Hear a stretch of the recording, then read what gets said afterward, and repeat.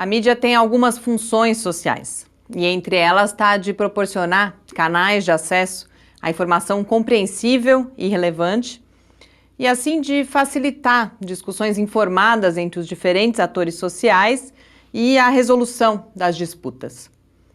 Mas, nos últimos dias, na cobertura do julgamento do Código Florestal no STF, nenhum desses papéis foi bem desempenhado.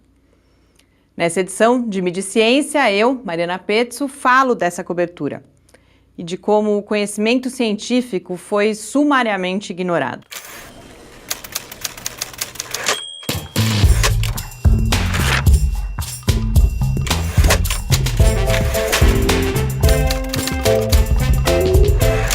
Além de não informar, o discurso da mídia sobre o julgamento do Código Florestal no STF na última semana só fez acirrar o conflito entre ambientalistas e ruralistas, reforçando o maniqueísmo no discurso, como se ele fosse a única forma da gente olhar para o código.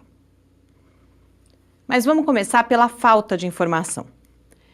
Mais uma vez, o que a gente viu foi um silêncio de meses, talvez até de anos, de repente substituído por uma avalanche de textos e uma cacofonia de vozes que, para quem não estava acompanhando o assunto bem de perto, não ajudaram a se aproximar. Foi difícil até a gente entender o que estava acontecendo. Que quase 6 anos depois da aprovação do novo código no Congresso, o Supremo ia julgar 4 ações de inconstitucionalidade, envolvendo cerca de 70% dos artigos do Código, e uma ação em defesa da sua constitucionalidade. Mais difícil ainda foi entender as questões que estavam em disputa. E, para quem se interessar, lá no site do Lab eu dou algumas dicas de leitura. Além da falta de informação, talvez mais importante seja o discurso que parece a narração de uma partida de futebol, ou melhor, de uma luta do UFC, por descrever sobretudo o cabo de guerra entre posições desenvolvimentistas e conservacionistas. Mas esse discurso, ao mesmo tempo, não apresenta de forma clara e transparente os interesses que estão por trás dos diferentes argumentos. E eu ouso dizer mais.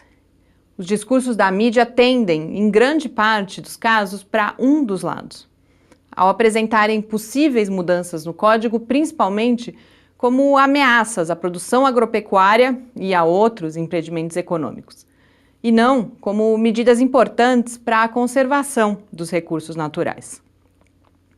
Nas notícias e principalmente nos vários textos opinativos, editoriais e colunas, a gente também encontra principalmente visões que são reducionistas, fragmentadoras, que falam do julgamento como se ele fosse única e exclusivamente uma questão econômica, ou ambiental, ou jurídica. Mas ele é tudo isso, e também é uma questão que diz respeito ao conhecimento científico que está disponível, que não é pouco. Mas a ciência anda mesmo em baixa, inclusive em parte da mídia. O Estadão, por exemplo, publicou um editorial afirmando ser irresponsabilidade o STF proceder como se estivesse debatendo academicamente uma teoria, sem maiores consequências práticas para a nação. Ou seja, sugerindo que os debates acadêmicos e as teorias que embasam e legitimam o conhecimento científico são fundamentalmente inúteis.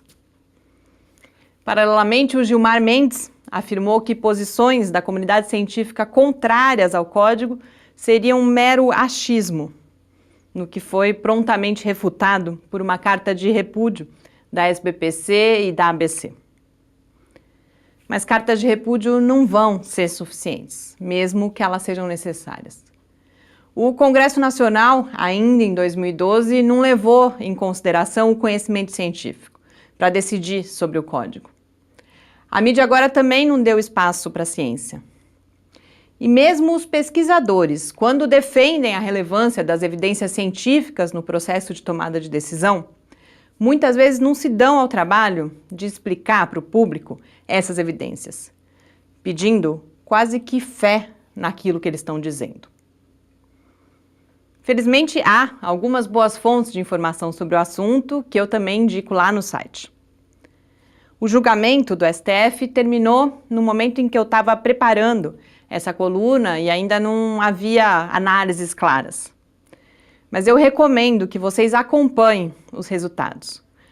Que é importante dizer, não dizem respeito só a gente e ao Brasil de hoje, mas às futuras gerações.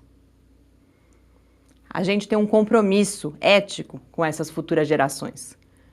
Por vários motivos, a gente vive um momento que é definidor desse futuro. E a gente não pode agir como se a gente não tivesse nada a ver com isso. A Amazônia pode estar a um passo do colapso. A Câmara dos Deputados logo deve olhar para uma outra legislação importante de licenciamento ambiental. Nada acabou.